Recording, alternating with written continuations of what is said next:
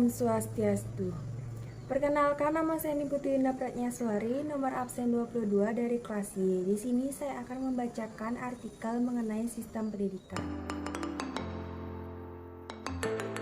Pendidikan merupakan sarana untuk memajukan semua bidang kehidupan manusia di Indonesia, baik dalam bidang ekonomi, sosial, teknologi, keamanan, keterampilan, berakhlak mulia, kesejahteraan, budaya, dan kejayaan bangsa.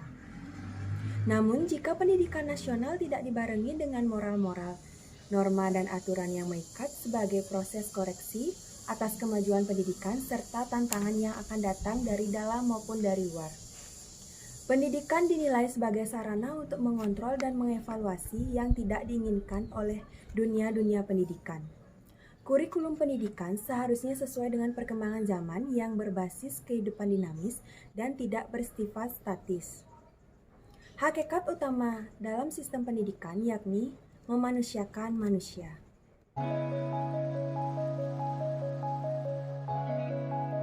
Baik, yang selanjutnya yaitu pendidikan modern.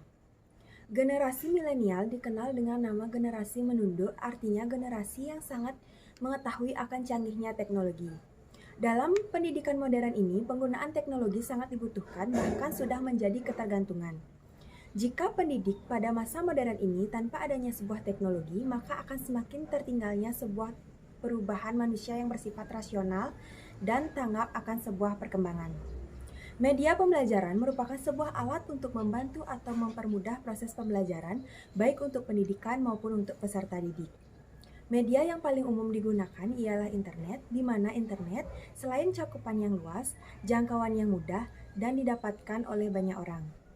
Selain internet, banyak teknologi yang digunakan dalam pendidikan seperti laptop, proyektor, bahkan ponsel. Hal ini pemicu semakin modernnya pendidikan karena secara faktual, pendidikan tanpa teknologi sangatlah tidak mungkin. Yang selanjutnya yaitu artikel mengenai pendidikan ditinjau dari filsafat humanistik.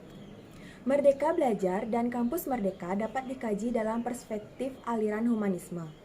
Aliran humanisme adalah sebagai salah satu aliran yang menekankan pada proses kognitif dan efektif dalam belajar. Teori ini memadukan kapabilitas dan potensi manusia sehingga bisa mandiri memilih dan mengatur hidupnya. Metode belajar MBKM yang memfokuskan pada experience learning yang dapat membekali mahasiswa untuk terjun ke masyarakat untuk memberikan kualitas belajar dan kebermaknaan belajar. Kualitas belajar dan kebermaknaan belajar dalam MBKM dapat terpenuhi karena mereka terlibat secara personal dan berinisiatif dalam kegiatan pembelajaran yang telah diprogramkan sendiri. Kualitas belajar dan kebermaknaan belajar dapat dicapai dengan prinsip humanistik, yaitu yang pertama, belajar bagaimana belajar atau yang disebut learning how to learn. Yang kedua, belajar mandiri. Yang ketiga, adanya motivasi diri. Dan yang terakhir, pendidikan secara efektif yang terus dilakukan.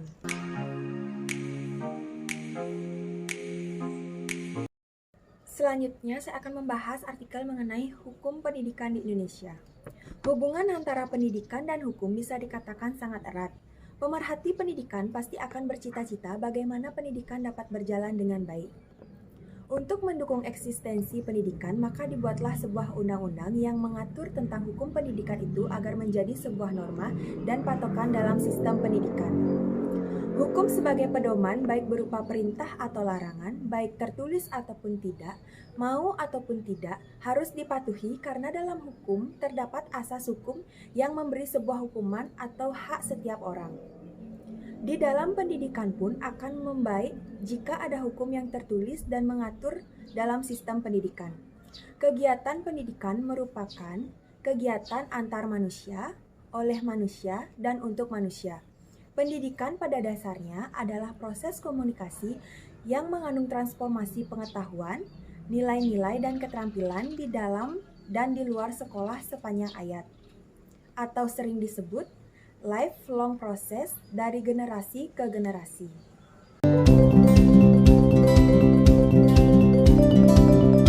Artikel selanjutnya yaitu permasalahan makro dan mikro dalam pendidikan. Dunia pendidikan tidak lepas dari berbagai permasalahan yang datang. Masalah makro dan mikro yang menjadi penghambat peningkatan mutu pendidikan.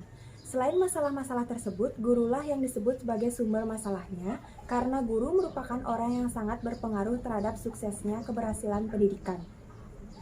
Tetapi ada faktor lain yang membuat guru tidak memaksimalkan kinerjanya seperti yang pertama, tidak sejahteranya guru, yang kedua, adanya sarana-prasarana yang tidak memadai.